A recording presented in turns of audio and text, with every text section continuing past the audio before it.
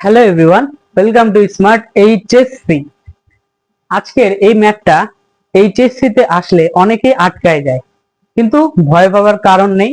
আজকের এই ভিডিওতে আমি তোমাদের এমন একটা ট্রিক্স শেখাবো যেটার মাধ্যমে তুমি সহজেই ম্যাথটা সলভ করতে পারবে। তো বেশি দেরি না করে অঙ্কটা শুরু করা যাক।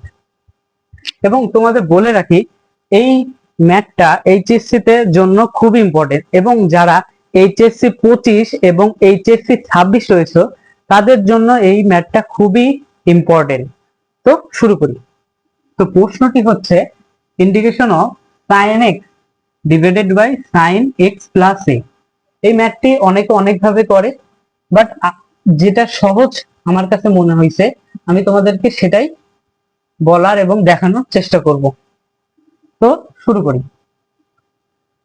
ইন্টিগ্রেশন, দেখো এই sin x টাকে আমরা কিছু মডিফাই করে এইভাবে লিখতে পারি যে sin x x plus a minus a divided by sin x plus a dx।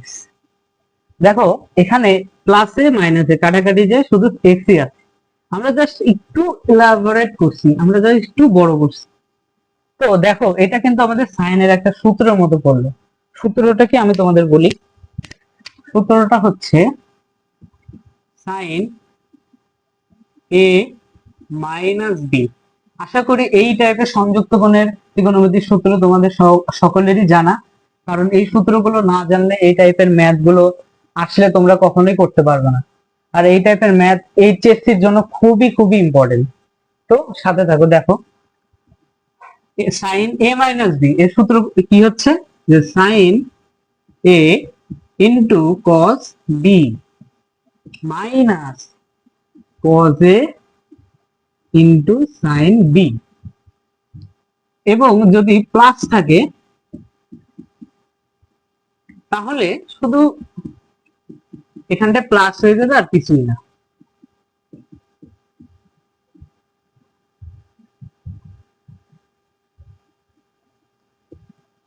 এই তো তো আমরা এই সূত্রটা ইউজ করব। তো দেখো ইন্টিগ্রেশন, এখানে এই সূত্রটা বসাও, এটাকে এ ধরো মনে মনে এবং এটাকে বি ধরো মনে মনে। তো এইভাবে হবে sine A into cos B minus cos A into sine B. এবং নিচে যেটা আছে সেটাই হবে sine x plus A. Oh sorry, এখানে প্লাস হবে এবং ডিএক্স হবে। অবশ্যই ডিএক্স লিখবা, ঠিক আছে। এবার দেখো এইটা সাইন এক্স প্লাস এ এবং এটা কাটাকাটি যায়, কারণ গুণ অবস্থায় আছে। তো কাটাকাটি করো। তো আমাদের হচ্ছে শুধু পাশে cos A minus cos x plus A এবং সাইন এক্স প্লাস এ, এটা ভাগ করলে কি হয়, কট। তাহলে অ্যান্সার হবে কট এক্স প্লাস এ। আর সাইন এটা গুণ অবস্থায় আছে ওরকমই থাকবে, ব্র্যাকেট দিতে পারো, সমস্যা নাই, ডিএক্স।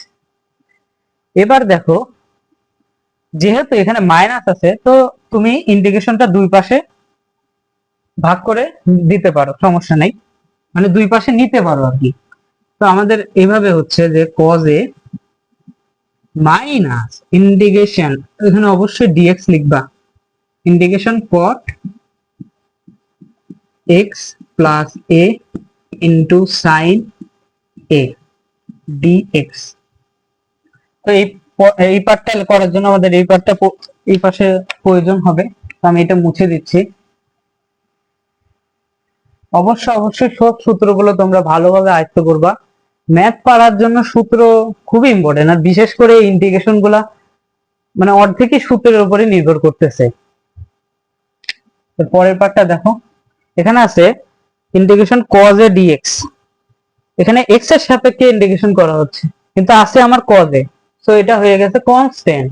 আর কনস্ট্যান্ট হলে ইন্টিগ্রেশনের বাইরে পাঠিয়ে দাও, সিম্পল কথা। তাহলে cos a কে আমি বাইরে পাঠিয়ে দিলাম এইভাবে। এরপর মাইনাস, এরপর দেখো আছে cot x প্লাস এ ইন্টু সাইন এ। এখানে এই সাইন এটাও এখানে কনস্ট্যান্ট, তো আগে বাইরে পাঠাই দাও। Sine A into integration cot x plus A dx।